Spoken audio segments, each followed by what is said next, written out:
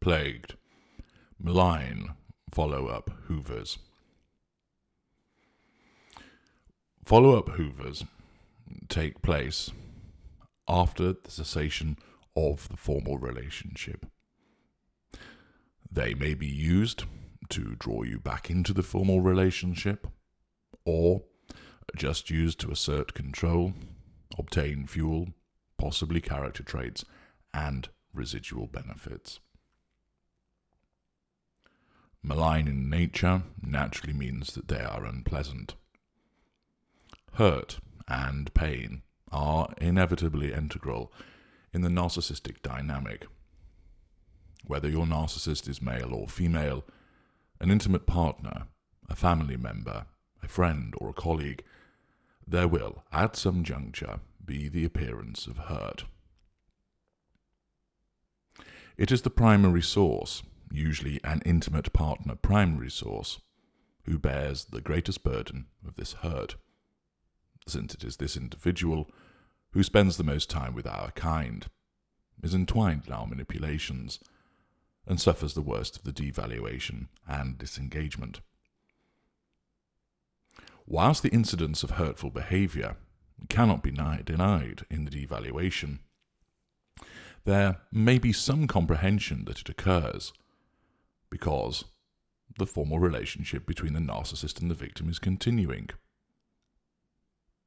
You may believe this is part and parcel of the ups and downs of a relationship, or, conned by your emotional thinking, believe that you have done something that somehow has caused this to happen, even merited it.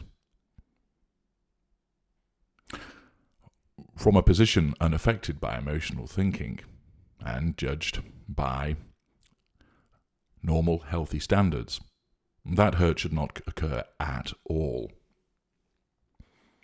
But once one understands the nature of our behaviour, it is understandable, albeit not accepted, that it does occur during the devaluation phase of the relationship with the narcissist.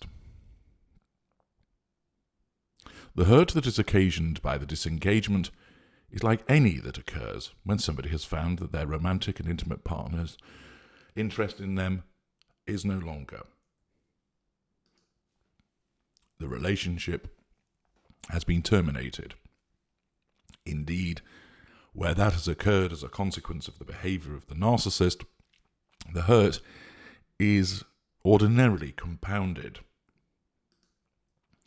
invariably because of the unpleasant manner by which disengagement occurs. For instance,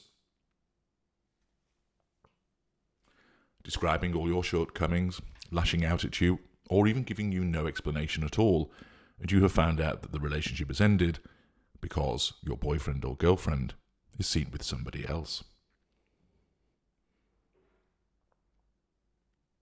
It is safe to say that when the cessation of the formal relationship occurs as a consequence of our disengagement of you, the hurt is amplified by the cruel nature of the disengagement, the confusion that surrounds it, and the contrast with the golden period that once shone so brilliantly from pedestal to thorny ground, often in a matter of weeks.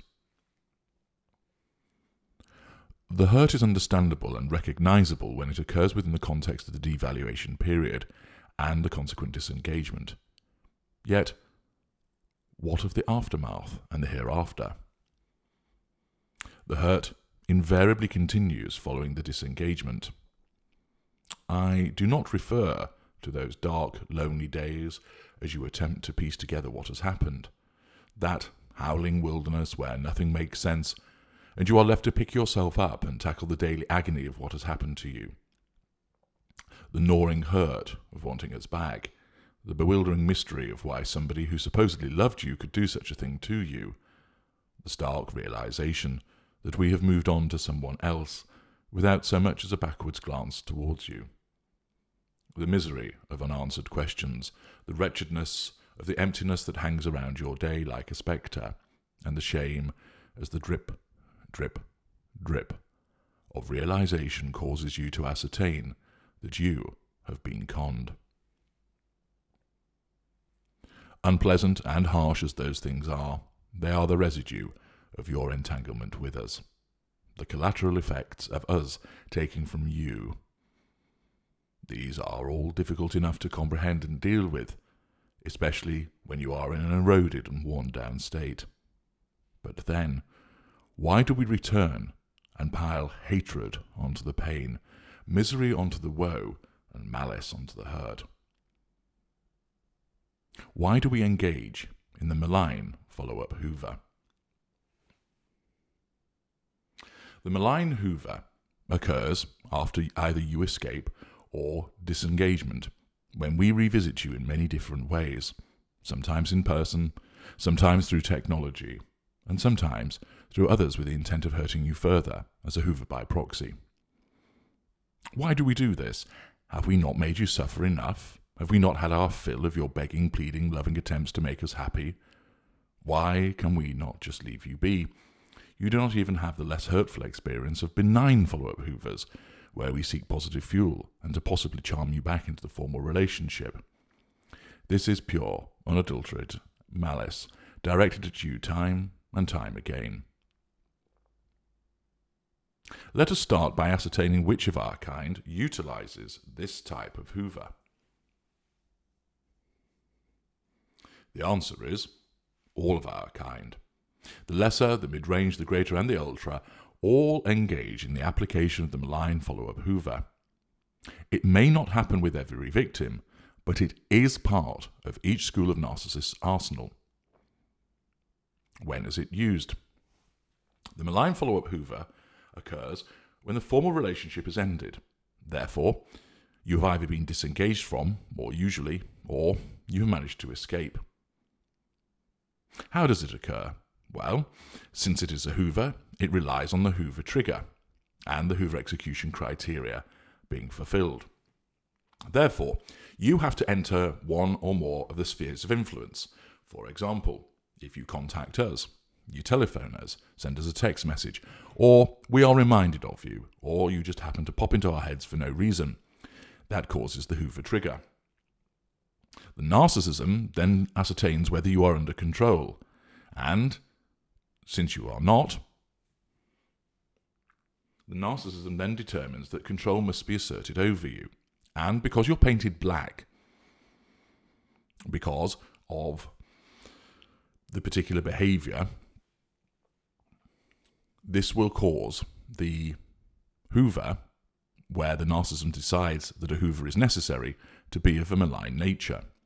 So, for example, where you have escaped from us, and we have attempted to suck you back in through the initial grand hoover, and that has failed, thereafter, because of your treachery, because of your disloyal behaviour in escaping us, you remain painted black.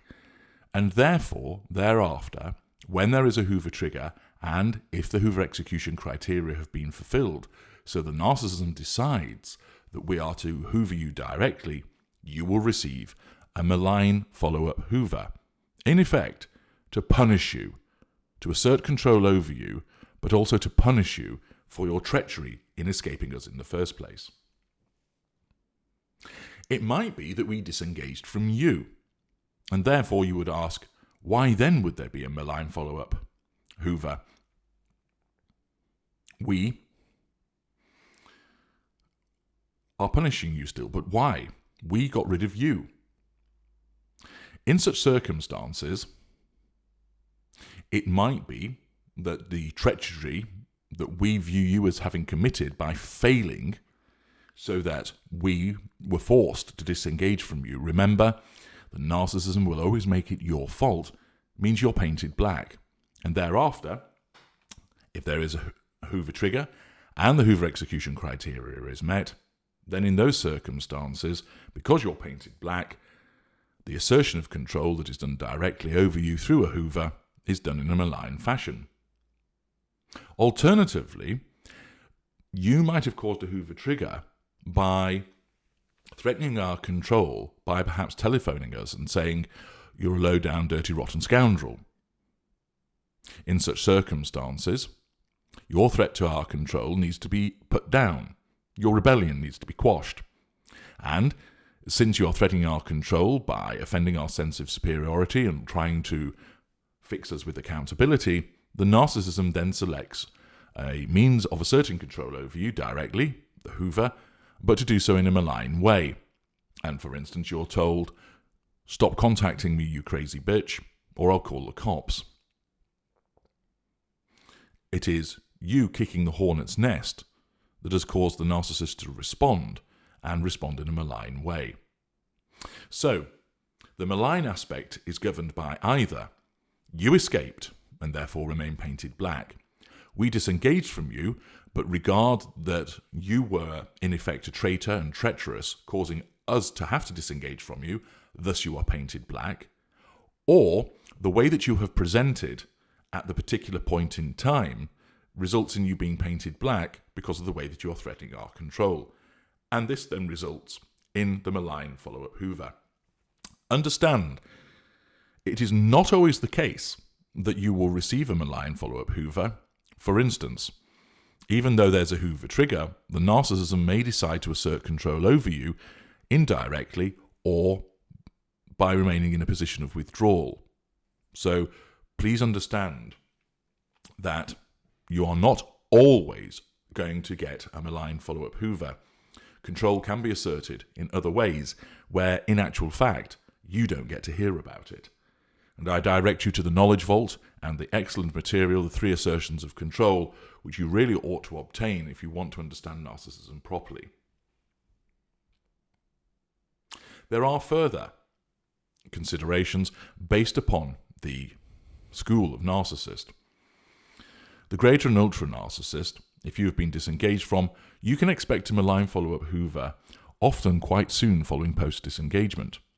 This is because the energy levels and intrinsic malice of the greater and ultra will facilitate this type of hoover far more than the mid-range or the lesser. In essence, if we determine that we want to toy and play with you because we are entertained by doling out our malevolence against you, we will do so. We have an enhanced desire to punish you for failing us based upon our awareness.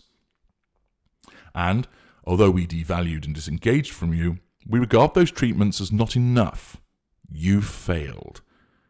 We see this as an inherent criticism of us, and therefore it is justifiable. And because we are aware narcissists, we regard it as justifiable to punish you. The malign follow-up hoover is also deployed because the fuel that we gain from your negative response to being hurt assists us in powering our ongoing seduction of your replacement. Thus, not only are you being punished for your perceived failures, you are being used to ensure that our replacement is embedded and seduced. The malign follow-up hoover also allows us to triangulate you with your replacement, and it allows us to demonstrate to the facade that you're the trouble, you're the problem, and this is why we have to be harsh with you. We have been left with no choice but to do this. Or so those in the facade are made to believe this. The greater or ultra may switch to a benign follow-up hoover at a later stage, usually, of course, when your replacement has now entered devaluation. They're black, you become painted white as the former IPPS. And therefore, we switch to the benign follow-up hoover, obtaining positive hoover fuel from you, and we may even be looking to return you to the position of primary source. However, it is the case that following your disengagement, you are likely to face malign follow-up hoovers from greater and ultra narcissist because they arise shortly after the disengagement, so long as, of course, there is a trigger and the hoover execution criteria are met. This is because of our awareness, we want to punish you. Fortunately for you, greaters and the ultra are extremely rare.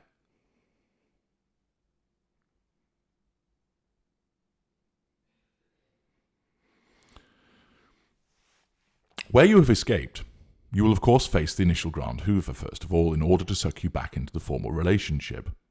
If this fails, you will have a period of respite, many weeks, even months, as we focus on the acquisition of a new primary source and remain away from you as a consequence of your resistance, denoting that we are wasting our time and energy, and thus you become a flawed reason to extract emotion, in effect, a free. Once our fuel levels have increased again and have done so for a while, then again subject to the Hoover trigger and the Hoover execution criteria, the malign follow-up hoovers may well occur. Again, this is to punish you, but the malice will be greater because you escaped us. You are entrenched in a position of being painted black because of your ultimate act of treachery. The new primary source will be in place, therefore there is no need to obtain the fuel to seduce this person, although this may be partially used to power the ongoing golden period with that individual. More likely, the fuel that we gather from you through these malign follow-up hoovers is so potent, as you are the former IPPS, and is so plentiful, that we use this to continue to hammer you with more and more malign follow-up hoovers. This creates a dangerous situation for you, because there will be a combining of a malice obsession and a fuel obsession, so you become permanently stuck in the sixth sphere, because there are repeated Hoover triggers. There is an obsession. This causes you to remain for this period of time until you are dislodged by something else in the sixth sphere of the greater and ultra. Therefore, there are repeated Hoover triggers, and given our greater level of capability, we are likely to be able to surmount your no-contact regime, and thus you receive malign follow-up Hoover again and again and again, and this segues into the malice campaign. The mid-range and the lesser narcissists have much less interest in actually punishing you. Indeed, although it may seem that that is what is happening, theirs is more about the actual assertion of control, rather than being an awareness of punishing you, because of course they are unaware narcissists.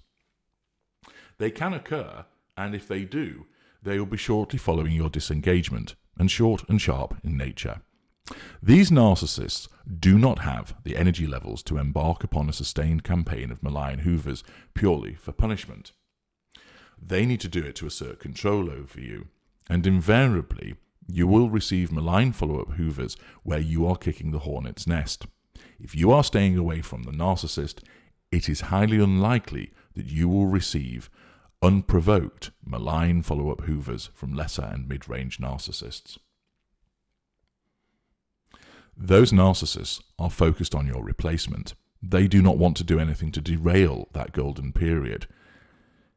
They need to utilize the fuel within that to obtain more fuel from the seduction, and not focus on somebody that is in effect persona non grata. If you have been disengaged from, the mid-range narcissist or lesser narcissist will be focused on your replacement, and if they do deploy malign follow-up hoovers, this is done to assert control over you, in essence to keep you away. And of course, the fuel obtained from it will be used to fuel the seduction of your replacement and embed them. But essentially, the malign follow-up hoovers is to keep you away. You are seen as a thorn in the side. The narcissist no longer wants anything to do with you. There's no interest in punishing you. The narcissist just wants you to stay away. Because remember, from the narcissistic perspective, you are viewed as the problem.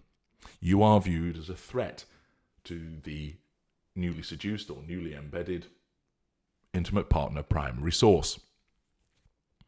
The narcissist's paranoia, when you contact him, causes a concern that not only are you not under control, but that you will derail control of the intimate partner primary source.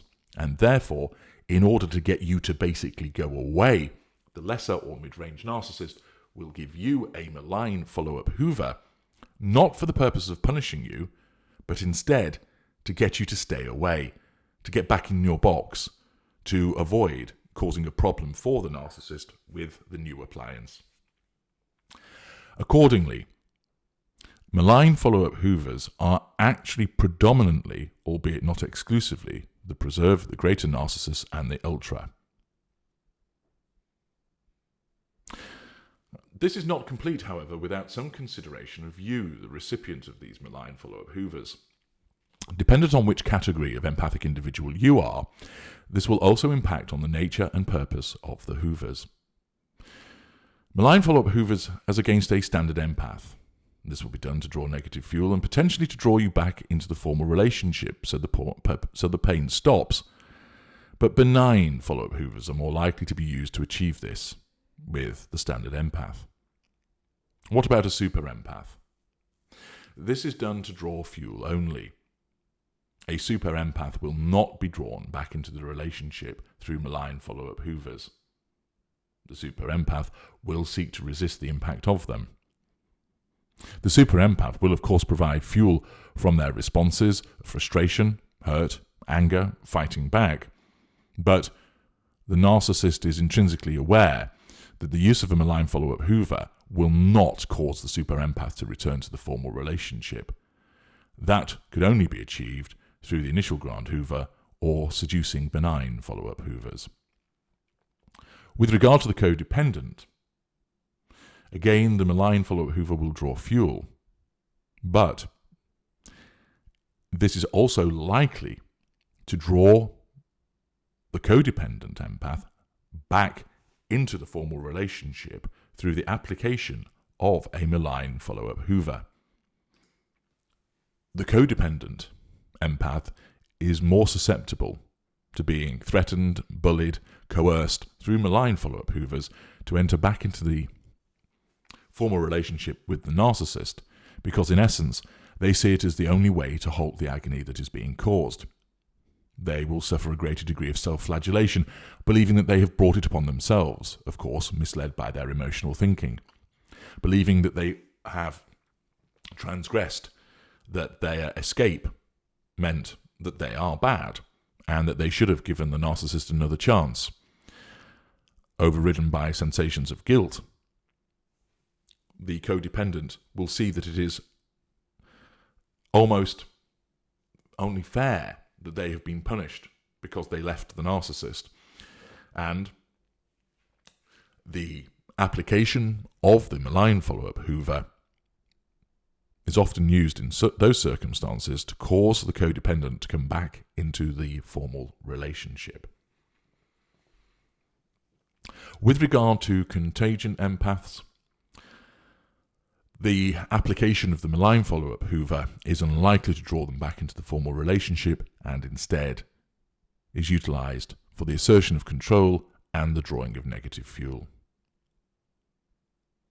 What do malign follow-up Hoovers appear like? There are hundreds of different ways that they manifest. Here is a selection to help you understand how they may appear.